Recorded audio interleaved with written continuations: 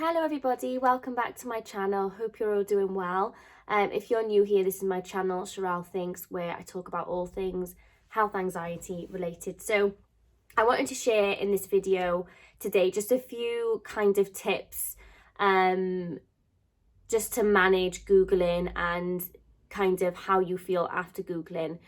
And the first tip, which it seems so cliche and just like a throwaway thing to say, but it really is quite helpful, is that when we Google something, let's just say you've typed in headaches and dizziness, for example, and brain tumor comes up, you've got to remember that after reading that, your body will now basically be in a fight or flight mode. So your brain will start producing cortisol, adrenaline. So you really won't be thinking clearly, and your body's going to produce symptoms. It's going to be a very scary moment for you. And it's in those moments where often we become totally irrational. Some people may go straight to A&E.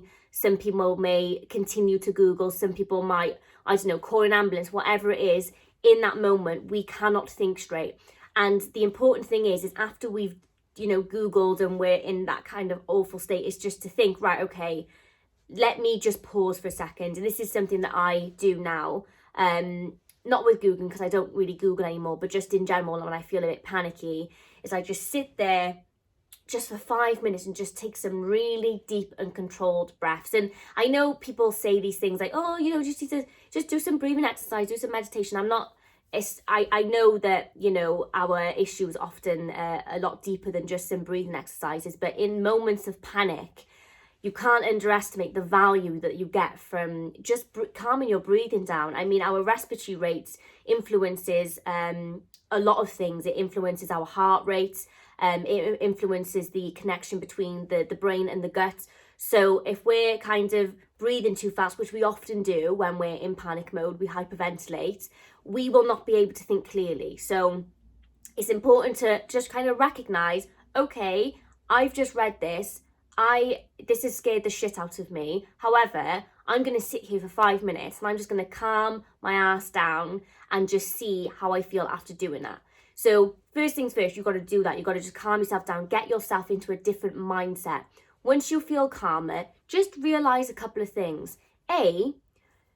You are always going to go to the worst case scenario. Like if you type in something to Google, now we're anxious individuals, okay? So we're not going to read that list and think, oh, headaches because of stress and anxiety. Oh yeah, that makes sense. We're not going to do that. We're going to go to the worst case scenario because our brains are looking for something to panic over. So if we see brain tumor, if we see bowel cancer, if we see heart attack, if we see early onset Alzheimer's, we're going to think, oh shit, that's me. Like I need to do something.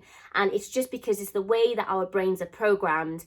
And this is why like neuroplasticity can be really beneficial in things like that, because we will always go down that same slippery slope of, no, this is going to be the worst case scenario and it's going to be the worst version of it and I'm going to die. That's kind of what us with anxiety, what we do.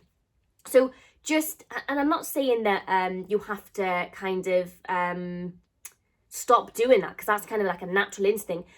I guess what I'm saying is you have to just realize that you haven't got to believe yourself all the time. You don't have to trust your thoughts, because most of our thoughts are a load of crap.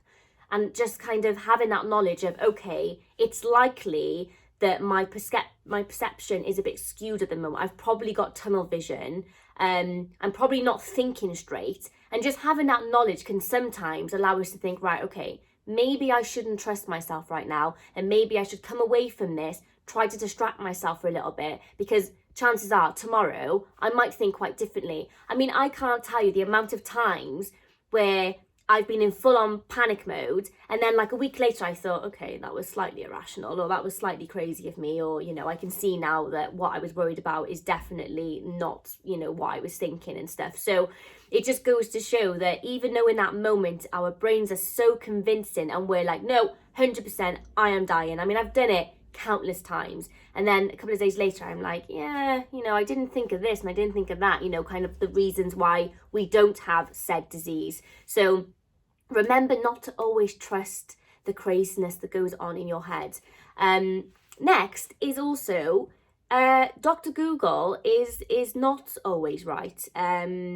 you know, especially if you're the kind of person that goes on the forums, older, outdated websites, just not ideal. I always say if somebody is fully compelled to Google and they have to, you know, stick to the NHS website, or Mayo Clinic is a better option than things like WebMD and, you know, just random forums or Facebook groups where it's always going to be the worst case scenario. You're always going to see the person who, you know, got misdiagnosed or died from it at age 22 or whatever. So just pick your sources carefully, because what you don't want to happen is for you to spiral out of control, and then you're reading blog posts from somebody's cancer journal, you know, because it can easily happen that way. And, you know, we've also and this is one I struggle with, we have to remember that we are not doctors. It's a toughie. And it's something that, like I said, I do struggle with, because I like to think that I know everything. But we have got to remember that we're not doctors.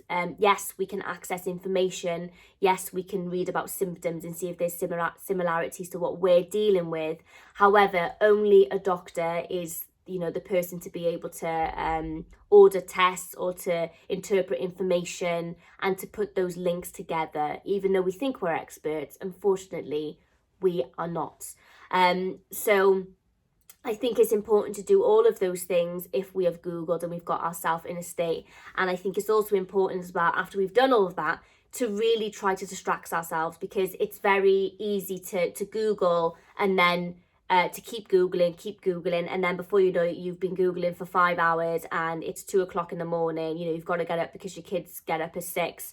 And then, of course, then the next day you're going to be absolutely shattered. So it's always important to think, right, okay, I've just Googled this. I'm feeling very panicky. This is making me feel uncomfortable. However, I recognise that I'm probably catastrophizing right now. I can't trust everything on Google, and actually I'm not a doctor, so what I need to do is to distract myself, which is the 5th thing. I need to take my mind away from this now, so that my mind and body can calm down, so that hopefully I can see things a bit more rationally. So whether it's going for a walk, whether it's putting Netflix on and watching a movie, whether it's ringing your best mate or doing the washing, whatever, just something else.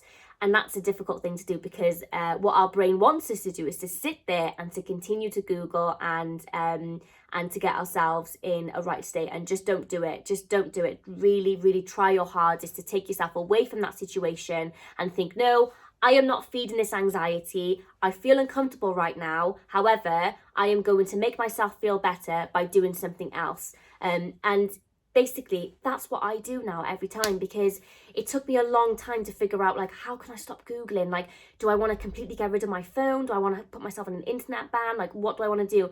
And I've realised that by taking these steps, I can effectively kind of calm myself down if I ever get into a state, which, as I said, is quite rare, because now I'm at a point where I know that Google is shit. So I just tend not to Google, because I just know that I get myself in a state, because I can't interpret that information in a logical or rational way because of my anxiety. So it's always important to remember that.